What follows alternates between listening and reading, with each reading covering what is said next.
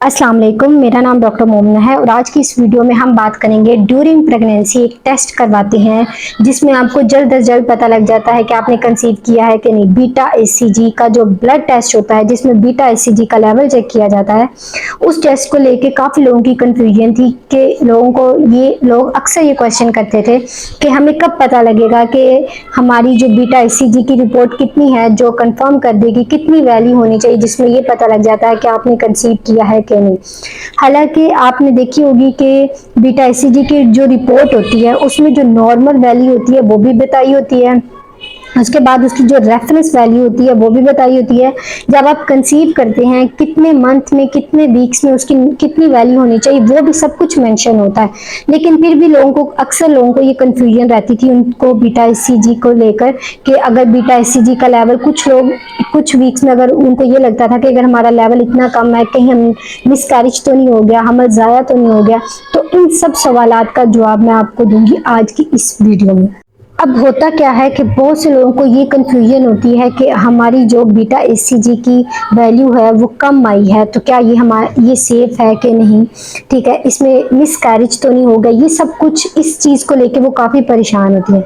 सबसे पहले तो मैं आपको ये बता दूं कि जब आप बीटा एचसीजी का टेस्ट करवाते हैं तो उसमें एक रेंज वैल्यू दी होती है कि इसकी रेंज क्या है क्या नहीं। अगर वो उस वैल्यू से कम आ रही है, अगर उसकी जो वैल्यू है वो लो आ रही है तो इसका हरगिज़ ये मतलब नहीं है कि आपने इस साइकिल में कंसीव नहीं किया। कुछ फीमेल्स होती हैं वो अक्सर ये कहती हैं कि हमने ब्लड टेस्ट करवाया था उसमें जो वैल्यू थी वो लो आई थी, उसमें ये नहीं बताया था कि हम प्रेग्नेंट हैं कि नहीं। जब मैंने प्रेगनेंसी जो यूरिन स्ट्रिप टेस्ट था वो किया था तो वो पॉजिटिव आ गया, तो इसका मतलब ये है कि जो ब्लड टेस्ट था वो गलत था। ऐसा नहीं होता, क्योंकि जो आप ब्लड टेस्ट करवाती हैं वो इस चीज़ पे डिपेंड करता है कि आपने उसे प्रेगनेंसी के कौन से वीक में करवाया था, कि क्योंकि उसकी जो वैल्यू है अकॉर्डिंग टू वीक्स बढ़ती और चेंज होती रहती है। आपने अक्सर देखा होगा कि उसके ऊपर लिखा होता है कि इस वीक में बीटा एचसीजी का लेवल इतना होना चाहिए और इस वीक्स में इतना होना चाहिए, तो उन्होंने डिफरेंट वैल्यू दी होती है। अब होता क्या है, कुछ फीमेल्स होती हैं उनको बहुत ज़्यादा जल्दी होती है ये जानने की कि हमने कंसीव किया है कि नहीं। वो अपनी पीरियड से अपनी एक्चुअल डेट से एक हफ्ता पहले ही बीटा एचसीजी का लेवल करवा लेती हैं।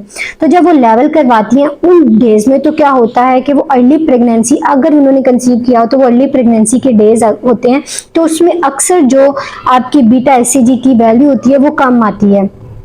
नॉर्मली देखा जाता है इसकी जो वैल्यू होती है 5 से 20 होती है। अगर प्रेगनेंसी कंसीव कर ली जाए तो उस टाइम पे इसकी जो वैल्यू होती है 20 से ज़्यादा होती है या कभी 25 से भी ज़्यादा होती है। ये ड्यूरिंग प्रेगनेंसी है, ये इस बात को कंफर्म करता है कि आपने कंसीव कर लिया है कि नहीं। अब होता क्या है कि अगर आप अर्ली डेज में ही पीरियड से एक हफ्ता पहले ये ब्लड टेस्ट करवा लेते हैं तो उसमें क्या होता है आपकी वैल्यू 5, 6 या 7 आती है। तो इसमें ये टेस्ट ये करता है कि जो आपकी अर्ली जो बीटा एचसीजी का लेवल रेज हो रहा होता है ना आपके ब्लड में, उसको भी डिटेक्ट कर लेता है, जिसकी वजह से अर्ली डेज में आपकी जो बीटा एचसीजी की वैल्यू है वो बहुत ही लो आती है, 6, 7, 8 तक आती है।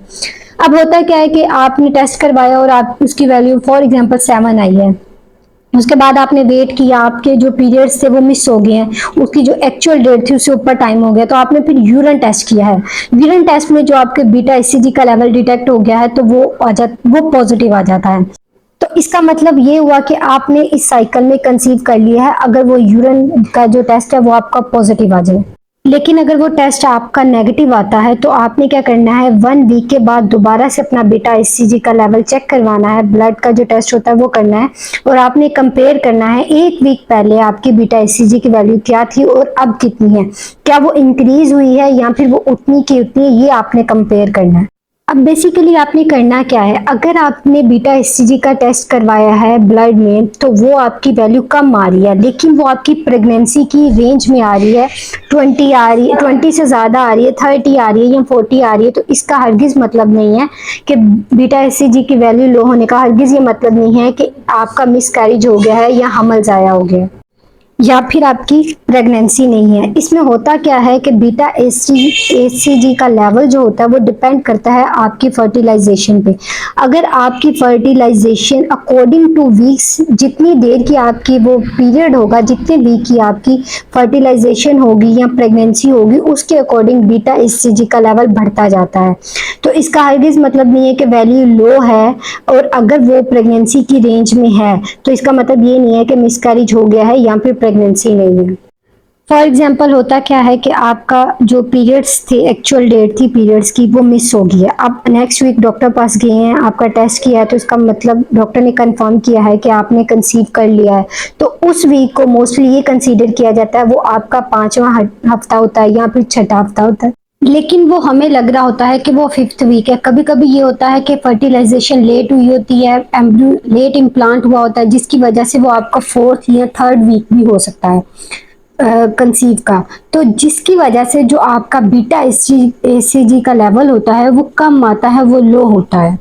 होता क्या है, जिस वीक की आपकी प्रेगनेंसी होती है उस वीक के अकॉर्डिंग आपका जो हार्मोन का लेवल होता है वो आता है। अगर आपकी 5th वीक की प्रेगनेंसी है तो उसके अकॉर्डिंग होगा, अगर 4th वीक की है तो उसके अकॉर्डिंग होगा। इस वजह से आपको अक्सर यूं फील होता है कि जो आपका बीटा एचसीजी का लेवल है वो कम है, तो लोग इसको कंफ्यूज कर जाते हैं कि कहीं ये हमारा हमल ज़ाया तो नहीं हो गया। लेकिन इसकी जो कैलकुलेशन होती है वो according to the week of pregnancy होती है। अब आपने करना क्या है कि आपने जब अपना ब्लड का टेस्ट करवाया बीटा एचसीजी का, वो कम आया, तो अब आपने क्या करना है, वेट करना है 1 वीक का। 1 हफ्ते का अगर आप वेट नहीं कर सकते तो आपने कम से कम 2 दिन का वेट जरूर करना है। उसके बाद दोबारा जब आप अपना ब्लड टेस्ट करवाएंगे तो आपने कंपेयर करना है उस बीटा एचसीजी की वैल्यू को पिछली वैल्यू से जो आपने पहले टेस्ट करवाया था, और ये देखना है कि उसमें कितना इंक्रीज हुआ है। अगर इंक्रीज हुआ है तो वो डबल इंक्रीज हुआ है या उससे कम इंक्रीज हुआ है। नॉर्मली होता ये कि जब आप कंसीव करते हैं ड्यूरिंग प्रेगनेंसी आफ्टर 48 और नॉर्मल हेल्दी बेबी में आपके जो बीटा एचसीजी का लेवल है वो डबल हो जाता है। फॉर एग्जांपल आपने आज बीटा एचसीजी का लेवल करवाया है तो वो आया है आपका 40, और आफ्टर 2 डेज आपने दोबारा करवाया है तो वो हो गया है 60। तो इसका मतलब ये है कि वो 2 टाइम इंक्रीज हुआ है आफ्टर 48 और ये इस बात को भी बताता है कि आपका बेबी सेफ है, बेबी एम्ब्रियो ठीक तरीके से इम्प्लांट हुआ है और कोई कॉम्प्लिकेशन नहीं है। लेकिन अगर फॉर एग्जांपल आपने टेस्ट करवाया था बीटा एचसीजी का 1 हफ्ता पहले और उसकी वैल्यू आई है 100, और अब आपने 2 दिन बाद करवाया तो वो आई है 110, फिर करवाया है 2 दिन बाद तो आई है 120। अगर इस हिसाब से बीटा एचसीजी का लेवल इतना बढ़ रहा है, मतलब मैंने आपको बताया था 48 और के बाद उसको डबल 2 टाइम इंक्रीज होना चाहिए। अगर वो 2 टाइम इंक्रीज नहीं हो रहा, कम इंक्रीज हो रहा है, 10 नंबर का फर्क आ रहा है या फिर उतने का उतना ही आ रहा है, तो इसका मतलब है कि अंदर कोई कॉम्प्लिकेशन है, बेबी ठीक, बेबी अंदर हेल्दी नहीं है। अब उसकी 3 वजह हो सकती है, मे बी कि कुछ दिनों बाद आपको मिसकैरेज हो जाए, वो हमल ज़ाया हो जाए, या फिर हो सकता है वो एक्टोपिक प्रेगनेंसी हो। एक्टोपिक प्रेगनेंसी का मतलब ये होता है कि बेबी नॉर्मली जिस जगह पे जाके इम्प्लांट होता है उस जगह से कहीं और जगह जाके इम्प्लांट कर गया है, उसे बोलते हैं एक्टोपिक प्रेगनेंसी।